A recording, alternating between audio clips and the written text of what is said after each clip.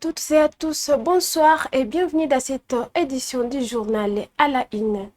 Des tirs ont été entendus ce vendredi matin dans la ville de Baraka où affluent depuis plusieurs jours des militaires et des civils ayant fui la prise d'Ouvira par les éléments de l'AFC M23. Selon plusieurs sources locales, des affrontements ont éclaté lorsque les miliciens Ouazalendo ont tenté de désarmer des militaires arrivés en nombre dans la ville. Les détonations ont été enregistrées dans le quartier Mongué au sud de Baraka et ont duré près d'une heure avant de cesser vers midi.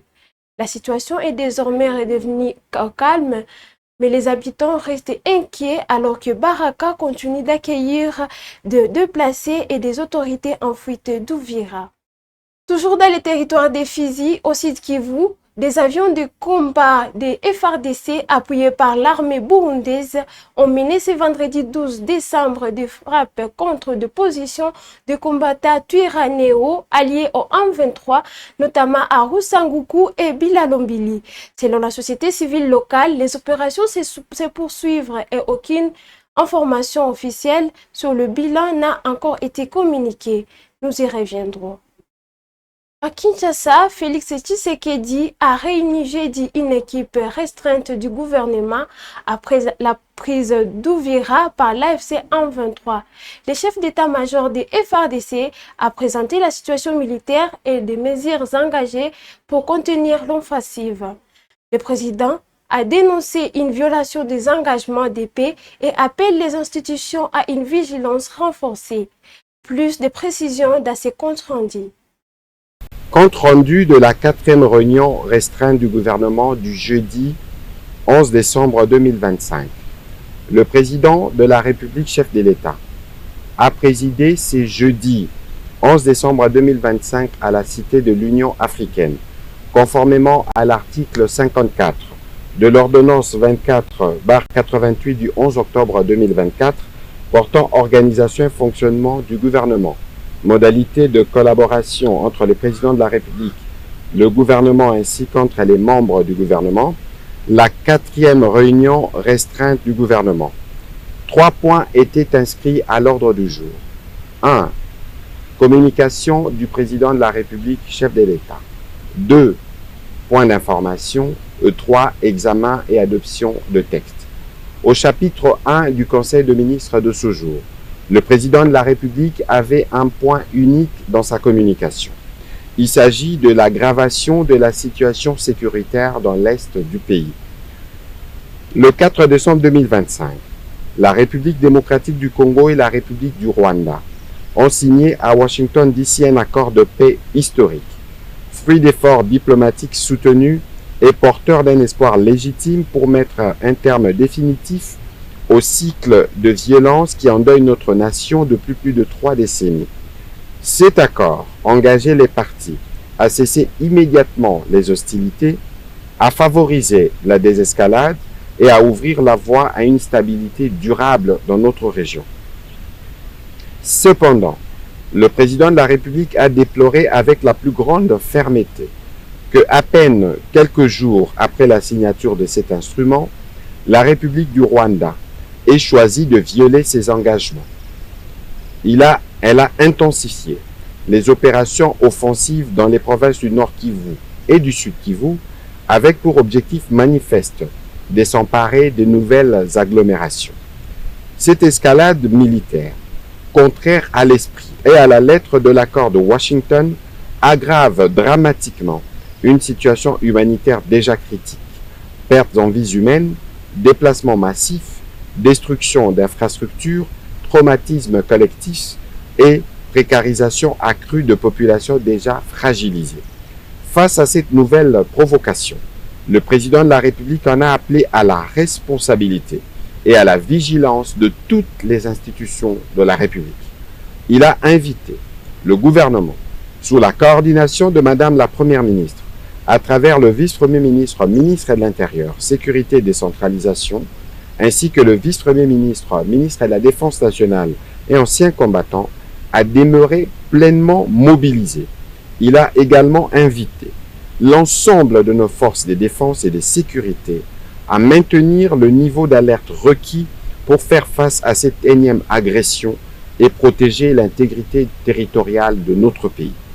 Dans cet esprit, le président de la République a annoncé la convocation imminente d'une réunion interinstitutionnelle ainsi que d'un Conseil supérieur de la défense élargi afin d'approfondir l'analyse de la situation et d'arrêter en toute souveraineté les options appropriées pour maîtriser l'évolution des opérations et garantir partout la sécurité de nos populations. Au deuxième chapitre du Conseil restreint de ce jour, relatif au point d'information, un seul point d'information, les chefs d'état-major général de forces armées de la République démocratique du Congo, spécialement invité à cette réunion, a fait le point de la situation sécuritaire sur les différents terrains opérationnels. Il a informé le Conseil restreint des dispositions mises en place par l'armée pour garantir la sécurité et la protection du territoire, spécialement dans les zones attaquées par les forces rwandaises et leurs supplétifs. Au troisième chapitre du Conseil de ministres de ce jour, relatif à l'examen et à l'adoption d'un projet de texte, le ministre d'État, ministre de la Justice et garde de Sceaux a présenté au Conseil les projets de loi portant prorogation de l'état de siège à partir du 18 décembre 2025. Après débat et délibération, le Conseil restreint a adopté ces projets de texte. Commencé à 15h48, la réunion restreinte du gouvernement a pris fin à 17h20. Je vous remercie. Le ministre délégué auprès des ministres de la Défense nationale chargé des anciens combattants, Eliezer Tambwe, a effectué une visite à l'état-major d'ICECAS. L'objectif de cette mission était d'évaluer la situation sur le terrain et de s'informer directement des conditions de travail du personnel. Pour en savoir plus, suivez ces reportages.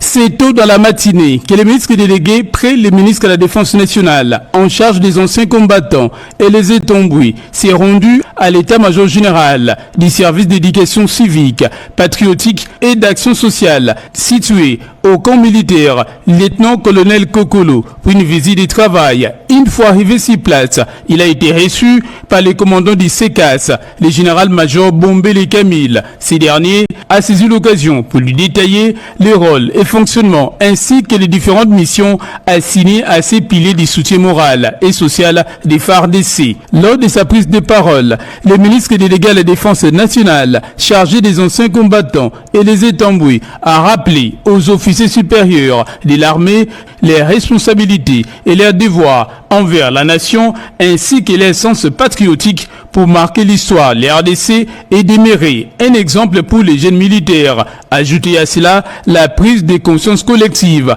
au sein de l'armée. Et après avoir assisté à un défilé militaire, le ministre délégué à la Défense nationale en charge des anciens combattants a visité les différents ateliers du CECAS ainsi que les foyers sociaux récemment réhabilités par la première dame Denise Nyakero Tshisekedi. Question de permettre aux dépendants des militaires, veuves, orphelins, retraités et autres blessés de guerre de suivre les différentes formations. Le ministre délégué à la Défense nationale a quitté les camps militaires lieutenant Kokolo, très heureux tout en promettant d'y retourner dans les prochains jours.